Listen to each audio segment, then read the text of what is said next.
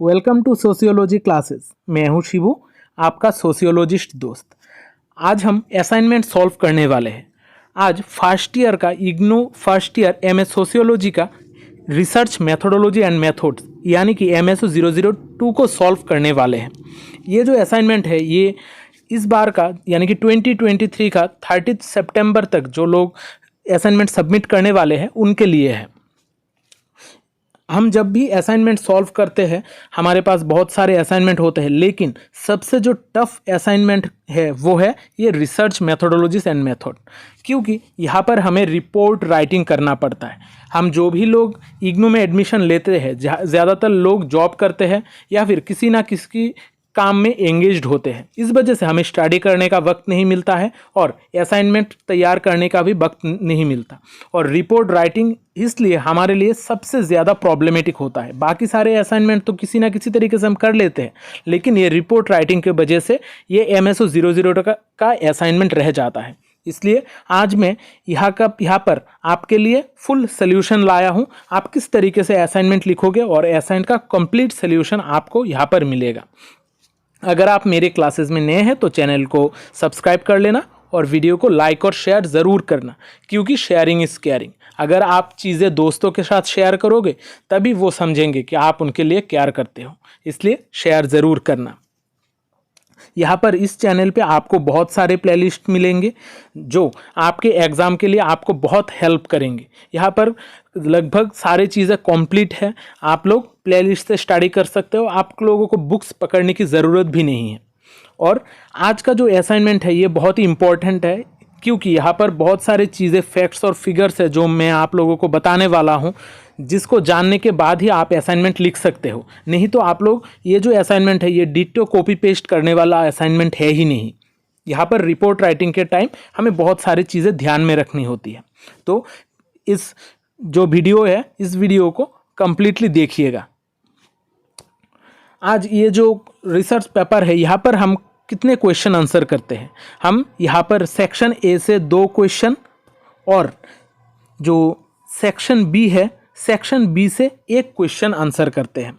Section A में एक question 25 mark का होता है, यानी कि 2 क्वेश्चन 50 मार्क, और जो सेक्शन बी में है वो 1 क्वेश्चन ही हमारा 50 मार्क्स का होता है। ये जो सेक्शन बी है यही हमारे लिए सबसे टफ चीज़ है। इसको ही हमें आज सीखना होगा कि किस तरीके से हम असाइनमेंट लिखेंगे। यहाँ पर हमें रिपोर्ट लिखना पड़ता है, यानी कि हमें कोई भी एक टॉपिक दिया जाता है। 3 टॉपिक है यहाँ पर, 3 टॉपिक में से एक टॉपिक सिलेक्ट करके हमें रिपोर्ट लिखनी पड़ती है, यानी कि हमें रिसर्च पेपर लिखनी पड़ती है कि हमने किस तरीके से रिसर्च कंडक्ट किया है और उससे हमें क्या क्या फाइंडिंग्स मिले हैं। यहाँ पर हमें हमारे और भी चैलेंजिंग जो चीज़ है वो है, यहाँ पर हमें कुछ मेथड्स दे दिए जाते हैं कि हमें क्या क्या चीज़ें यूज़ करके हमें असाइनमेंट लिखनी पड़ेगी और फाइंडिंग्स को हम किस तरीके से प्रेजेंट करेंगे। ये सारी चीज़ें फॉलो करके ही हमें असाइनमेंट लिखनी होगी। हम बहुत बार ऐसा होता है कि जो रिपोर्ट है वो ऐसे वैसे तरीके से लिख देते हैं जिसके वजह से हमें मार्क्स नहीं मिलता। इसलिए हमें प्रॉपर सीक्वेंस में चीज़ों को लिखना पड़ता है ताकि हमें अच्छा मार्क मिले। अगर आप लोग ये असाइनमेंट को अच्छी तरीके से लिख सके तो आपको बहुत अच्छा मार्क मिलेगा। कम से कम आप लोगों को 90 मार्क्स तो मिलेंगे ही। तो चलिए आज का क्लास हम शुरू करते हैं। हमारा पहला क्वेश्चन है question number 3, explain the comparative method, discuss its scope in social sciences research. यानी कि कॉम्पैरेटिव मेथड क्या है और इसको हम सोशल साइंसेस में किस तरीके से यूज़ कर सकते हैं। हम जब भी कॉम्पैरेटिव मेथड की बात करते हैं, कॉम्पैरेटिव मेथड यानी कि कंपैरिजन करना, 2 चीज़ों में तुलना करना, इसी मेथड का यूज़ करके हम सोशियोलॉजी में भी चीज़ों को समझने की कोशिश करते हैं और चीज़ों को कंपेयर करके ही हम एक दूसरे को समझने की कोशिश करते हैं कि एक बेनिफिट क्या है, मेरिट्स क्या है, डिमेरिट्स क्या है। हम सोशियोलॉजी में जब भी स्टडी करते हैं, सोशल साइंसेस में या फिर सोशियोलॉजी में, ये कॉम्पैरेटिव मेथड बहुत ज़्यादा यूज़ होता है। यहाँ पर हम जब भी कॉम्पैरेटिव मेथड की बात करते हैं तो इमाइल डुर्खिम और मैक्स वेबर का नाम सबसे ज़्यादा आता है। इमाइल डुर्खिम ने अपनी स्टडी किया था सुसाइड को स्टडी करने के लिए उन्होंने कंपैरेटिव मेथड यूज़ किया था। उन्होंने बहुत सारे सोसाइटीज़ को कंपैरिजन करने के बाद और वहाँ पर किस तरीके का सुसाइड होता है ये सारी चीज़ें जानने के बाद ही उन्होंने सुसाइड का थ्योरी दिया है। उन्होंने 4 तरीके का सुसाइड का थ्योरी दिया है, वो भी कंपैरेटिव मेथड यूज़ कर ही। और मैक्स वेबर ने भी हमारे सोसाइटी को समझने के लिए, कैपिटलिज्म को समझने के लिए भी कंपैरेटिव मेथड यूज़ किया था। उन्होंने Protestant ethics and spirit of capitalism book में रिलीजियन को स्टडी किया था और रिलीजियन को कैपिटलिज्म के साथ तुलना की थी और उन्होंने उस स्टडी में कंपैरेटिव मेथड यूज़ किया था। अब देखते हैं हम कंपैरेटिव मेथड का मेन प्रिंसिपल क्या क्या है। हम क्या क्या चीज़ें कंपैरेटिव मेथड में मेनली करते हैं। हम करते हैं केस सिलेक्शन। हम कभी जब भी रिसर्च करते हैं तो कोई ना कोई केस सिलेक्शन करते हैं, तो वो कंपैरेटिव मेथड यूज़ कर ही करते हैं। कोई कौन सा केस मेरे लिए अच्छा होगा या फिर कौन सा केस बुरा होगा या फिर इन दोनों केसेस में क्या सिमिलरिटीज़ या फिर डिससिमिलरिटीज़ होगी, ये सारी चीज़ें हम कंपैरेटिव मेथड यूज़ कर ही करते हैं, यानी कि तुलना कर ही करते हैं। फिर कंट्रोल ऑफ वेरिएबल, हम कौन सा वेरिएबल को कंट्रोल करेंगे। रिसर्च में हम बहुत सारे वेरिएबल ऐसे होते हैं जिनको हम कंट्रोल करते हैं, यानी कि इनको हम होल्ड करते हैं कि इसको हम बढ़ाएंगे या फिर घटाएंगे। जैसे अगर हम एग्जाम्पल के तौर पर समझे कि हमें स्टडी करना है कि कोई बच्चा कितना ज़्यादा टीवी देख रहा है, उसके साथ एडुकेशन का इम्पैक्ट, उनका स्टडी का इम्पैक्ट, तब हम जो टीवी का है, टीवी को हम कंट्रोल करेंगे कि कभी ज़्यादा दिखाएंगे, कभी कम करेंगे। इस तरीके से हम चीज़ों को कंट्रोल करते हैं। फिर आइडेंटिफाइंग पैटर्न्स एंड जनरलाइजेशंस, हम चीज़ों को आइडेंटिफाई करते हैं, उसका पैटर्न समझने की कोशिश करते हैं, फिर उसको जनरलाइज करते हैं। ये सारे चीज़ों के टाइम हम कंपैरेटिव मेथड यूज़ करते हैं। अब देखते हैं scope in social sciences research, यानी कि सोशल साइंस रिसर्च में हमारा कंपैरेटिव मेथड हम कहाँ पर यूज़ कर सकते हैं। हम क्रॉस कल्चरल एनालिसिस के टाइम कंपैरेटिव मेथड यूज़ कर सकते हैं, यानी कि जब दो कल्चर, अलग अलग कल्चर को स्टडी करने के लिए, समझने के लिए हम कंपैरेटिव मेथड यूज़ कर सकते हैं। फिर कोई भी पॉलिसी हमारा तैयार हो, हमारे सरकार, गवर्नमेंट कोई भी पॉलिसी तैयार करे, उसको इवैल्यूएट करने के टाइम भी हम कंपैरेटिव मेथड यूज़ कर सकते हैं। फिर हिस्टोरिकल एनालिसिस, यानी कि हमारे हिस्ट्री में क्या क्या घटना घटी है, इतिहास में कौन सी घटना पहले घट चुकी है, उनका इम्पैक्ट क्या है, ये सारी चीज़ें हम हिस्टोरिकल एनालिसिस के द्वारा, कंपैरिजन के द्वारा ही समझ सकते हैं। फिर होता है हमारा इंस्टीट्यूशनल डिज़ाइन। कोई भी इंस्टीट्यूशनल डिज़ाइन को समझने के लिए कि ये डिज़ाइन किस तरीके से बना है, तो हम बाकी और डिज़ाइन के साथ इसको कंपेयर करते हैं। फिर थ्योरी डेवलपमेंट, हम जब भी कोई थ्योरी डेवलपमेंट करते हैं तब भी कंपैरेटिव मेथड हम यूज़ कर सकते हैं।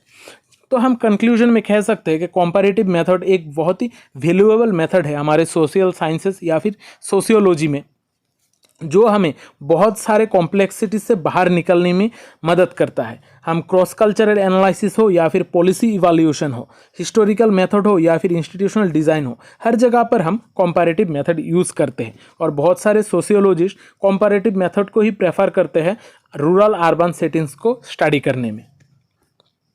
अब देखते हैं हमारा next question number 4, discuss the participatory approach to social research, compare and contrast it with conventional research methodology. यानी कि हमारा पार्टिसिपेंट अप्रोच क्या है, पार्टिसिपेटरी मेथड क्या है, और वो आजकल का हमारा जो कन्वेंशनल ट्रेडिशनल जो रिसर्च मेथड है उनके साथ इसका डिस्टिंक्शन यानी कि डिफरेंस क्या है, ये हमें लिखना है। यहाँ पर हम जब भी पार्टिसिपेटरी मेथड की बात करते हैं, पार्टिसिपेटरी मेथड यानी कि किसी भी जगह पर जाके, किसी भी फील्ड सेटिंग में जाकर उनके साथ रहकर पार्टिसिपेट करके हमें चीज़ों को समझने, अगर हम समझे तभी उसको कहा जाता है पार्टिसिपेटरी मेथड। हमारा सोशियोलॉजी में मेलिनोस्की, फिर रेडक्लिफ ब्राउन, इसके अलावा भी बहुत सारे सोशियोलॉजिस्ट ऐसे हैं जिन्होंने पार्टिसिपेटरी मेथड यूज़ किया था।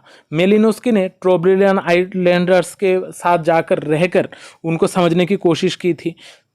फिर हमारा क्लिफ ब्राउन ने अंडमानिस के साथ जाकर रहकर उनको समझने की कोशिश की थी। यानी कि पार्टिसिपेटरी मेथड में कोई एक रिसर्चर उस फील्ड सेटिंग में जाकर रहकर उनके साथ उनका जो डे टू डे लाइफ है, एक्टिविटीज़ है, रिलीजियस एक्टिविटीज़ है, ये सारी चीज़ें समझने की कोशिश करता है।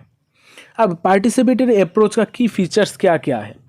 यहाँ पर इंक्लूसिव रिसर्च प्रोसेस, यहाँ पर हम जो भी रिसर्चर है वो जाकर उनके साथ रहकर चीज़ों को स्टडी करेगा।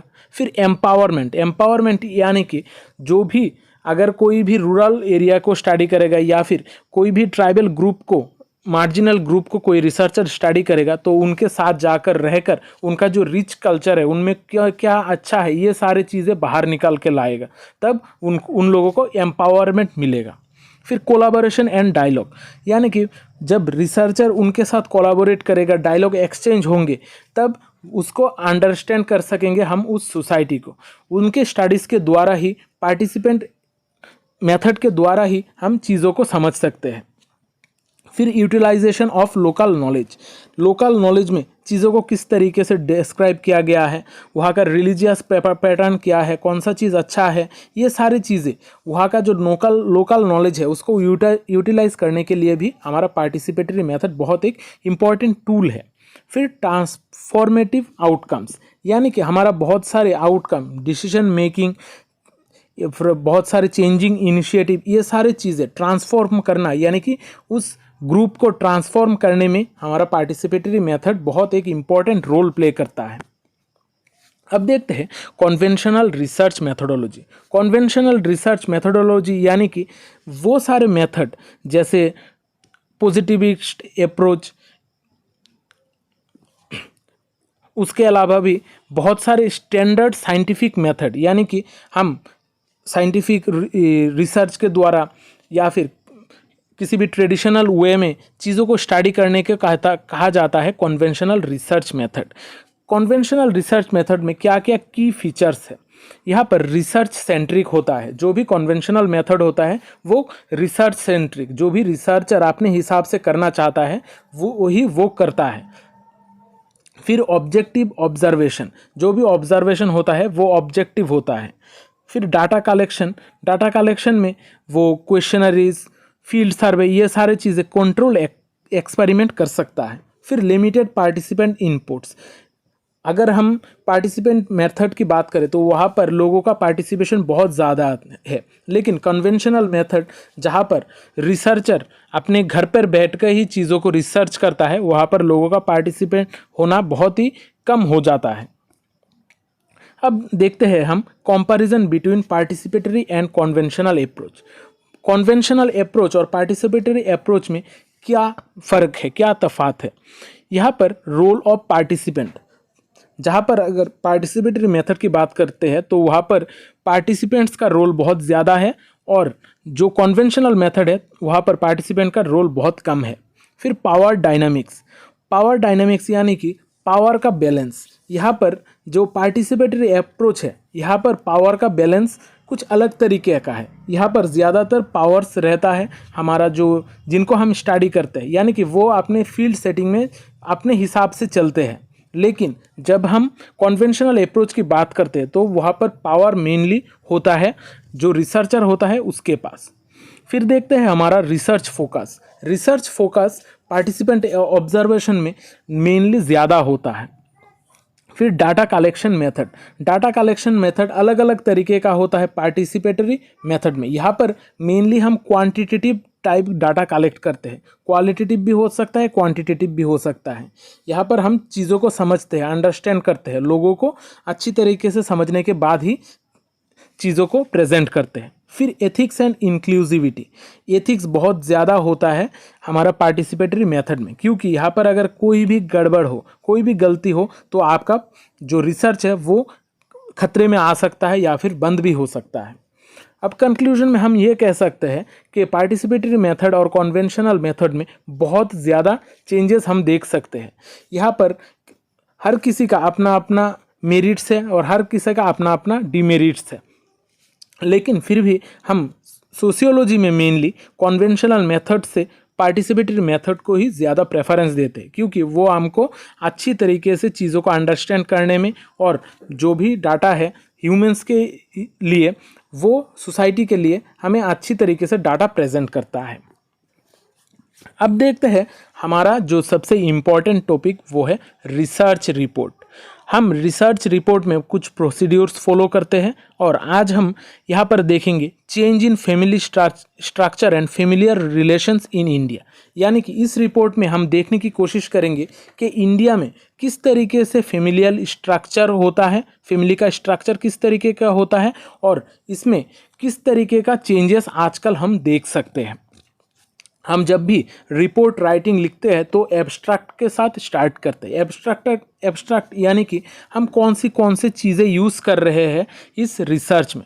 इस रिसर्च में हम मेनली लिटरेचर रिव्यू और 2 बुक्स और 4 रिसर्च आर्टिकल को यूज़ कर रहे हैं। यहाँ पर इन सारे चीज़ों को हम स्टडी करेंगे। इन चीज़ों को स्टडी करने के बाद ही हम अपना कंक्लूजन देंगे कि किस तरीके से हमारा घटनाएं घटी है और फैमिली में किस तरीके से चेंजेस आ रहे हैं। अब इंट्रोडक्शन में हम ये कह सकते हैं कि जो हमारा इंडियन फैमिली है वो एक बहुत ही चेंजेबल सिचुएशन में है। यानी कि हम नॉर्थ इंडिया में एक तरीके का फैमिली सिचुएशन, साउथ इंडिया में अलग देखते हैं, फिर नॉर्थ ईस्ट में भी अलग तरीके का फैमिलीज देखते हैं। इंडिया एक डाइवर्स कल्चरल सोसाइटी है जहाँ पर बहुत सारे कल्चर, बहुत सारे रिलीजन रहते हैं, इसलिए फैमिली स्ट्रक्चर भी बहुत अलग अलग तरीके का हम देख सकते हैं। हम जब भी रिसर्च स्टार्ट करते हैं तो हम पहले स्टार्ट करते हैं लिटरेचर रिव्यू से। लिटरेचर रिव्यू यानी कि हमारे पास कौन सा बुक्स या फिर आर्टिकल्स है जिनको हम स्टडी करते हैं, जिसको हम डिटेल में एनालाइज करते हैं। हम यहाँ पर 2 बुक्स और 4 आर्टिकल को रिव्यू करेंगे। यहाँ पर पहला जो बुक है वो है changing family patterns in India by Sharma and Kapoor. फिर यहाँ पर क्या लिखा है आप लोग देख सकते हो। फिर है जो सेकंड बुक है generation shifts in Indian families, ये 2021 का बुक है। फिर है हमारा impact of urbanisation on family structure in India, ये है 2019 का बुक। फिर हमारा रिसर्च आर्टिकल जो दूसरा है वो है gender roles in changing family structures, ये 2022 का। फिर economic factors and family dynamics, digital technologies and family relations, ये सारे लिटरेचर रिव्यू का मैंने चीज़ें लिख के दे दी है। आप लोग इसको एज इट इज लिख सकते हो क्योंकि आप लोगों के पास इतना बुक्स पढ़ने का टाइम नहीं होगा। अब देखते हैं हम मेथोडोलॉजी क्या क्या यूज़ कर रहे हैं हमारा इस रिपोर्ट राइटिंग में। यहाँ पर हम लिटरेचर रिव्यू यूज़ कर रहे हैं और केस स्टडीज़। लिटरेचर रिव्यू में हम कौन सा लिटरेचर को रिव्यू कर रहे हैं वो मैंने पहले ही दे दिया है। अब केस स्टडी में हम 2 केसेस लेंगे, जो एक अर्बन सेटिंग में होगा और एक रूरल सेटिंग में होगा। इनको हम स्टडीज़ करके इनको इन डेप्थली समझने की कोशिश करेंगे। हमारा जो भी objective and problems of the study है, क्या क्या हमारा मेन प्रॉब्लम्स और ऑब्जेक्टिव है, ये सारी चीज़ें यहाँ पर मैंने लिख के दे दी है। आप लोग इसको एज इट इज लिख सकते हैं। अब प्रॉब्लमेटाइजिंग विथ एग्जिस्टिंग लिटरेचर, यानी कि हमारा जो लिटरेचर है उसमें क्या क्या प्रॉब्लम हो सकते हैं, इससे हमें क्या क्या प्रॉब्लमेटिक सिचुएशन मिली है, ये सारी चीज़ें भी आपको लिखनी पड़ेंगी।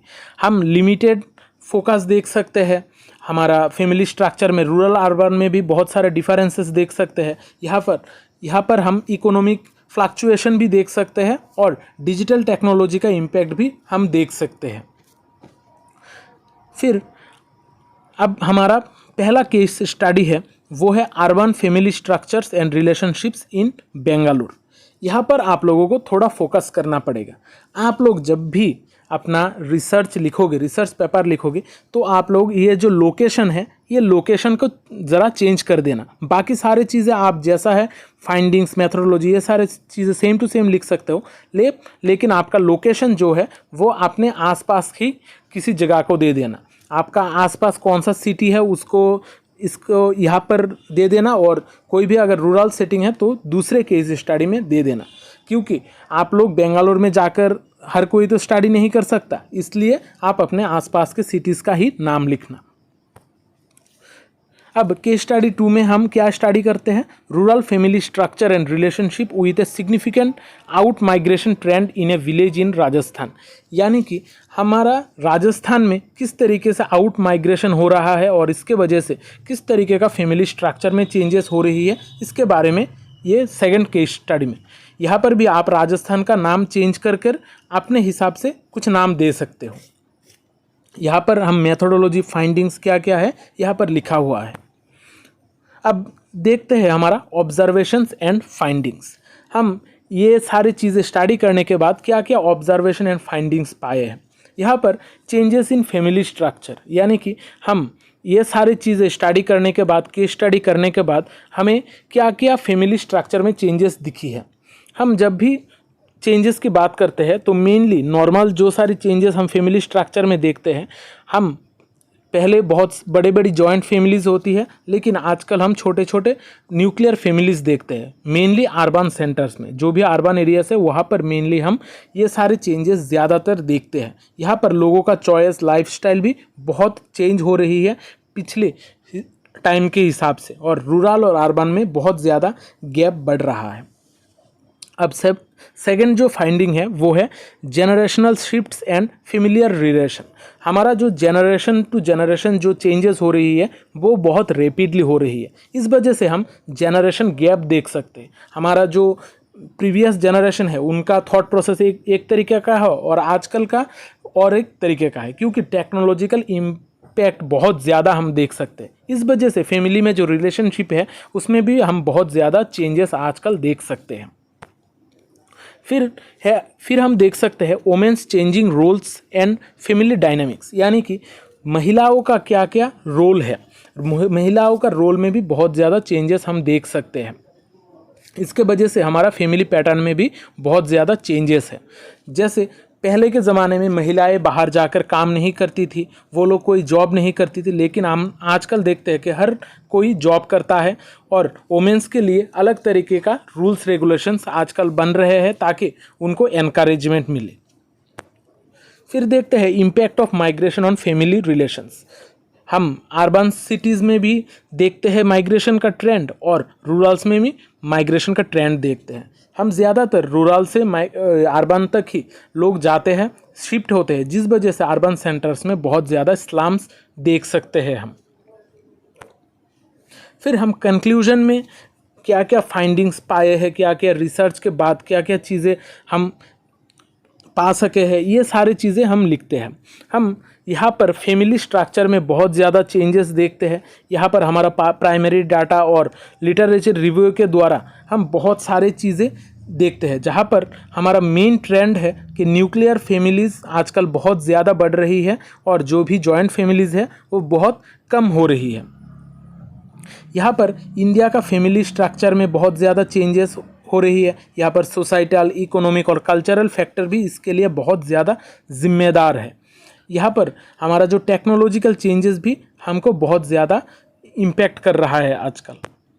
फिर देखते हैं हमारा जो वोमेन्स है, महिलाओं के लिए आजकल अलग तरीके का रूल है और उनको एम्पावर करने के लिए भी बहुत सारे चेंजेस आजकल हम देखते हैं, जिसके वजह से हमारा जो फैमिली स्ट्रक्चर है उसमें भी बहुत ज़्यादा चेंजेस आ रही है। पहले जो सिर्फ काम महिलाएं करती थी, जो घर का रेस्पॉन्सिबिलिटी थी जब महिलाओं के पास थी, लेकिन आजकल ये सारी चीज़ें बढ़ते जा रही है और हर किसी को इक्वल राइट्स मिल रही है। यहाँ पर माइग्रेशन की वजह से भी हमारा फैमिली स्ट्रक्चर में बहुत ज़्यादा चेंजेस हो रही है, क्योंकि गाँव के ज़्यादातर लड़के शहर में आ रहे हैं काम करने के लिए और इसके वजह से फैमिलीज़ बहुत छोटी हो जा रही है। अब अंत में हम लिखते हैं रेफरेंस को। रेफरेंस में यहाँ पर मैंने 6 चीज़ों के बारे में लिखी है, 2 है बुक्स और 4 है आर्टिकल्स। लेकिन इसके अलावा भी आप अगर कहीं से कुछ बुक्स की नाम इकट्ठा कर सके तो आप लोग रेफरेंस में लिख सकते हो। आप लोग अपना इग्नो का MSO 002 research methodology and methods का नाम भी यहाँ पर लिख सकते हो। आप लोग आपके हिसाब से कुछ चेंजेस करके इसको और भी अच्छा बना सकते हो। आशा करता हूँ आज का जो ये असाइनमेंट का सल्यूशन है ये आपको बहुत हेल्प करेगा और ये आपको अच्छा लगा होगा। अगर क्लास अच्छा लगा है तो वीडियो को लाइक और शेयर ज़रूर करना और चैनल को सब्सक्राइब कर देना। तो मिलते हैं अगली क्लास में। तब तक अच्छे रहिए, स्वस्थ रहिए और लोगों में प्यार बांटते रहिए। जय हिंद।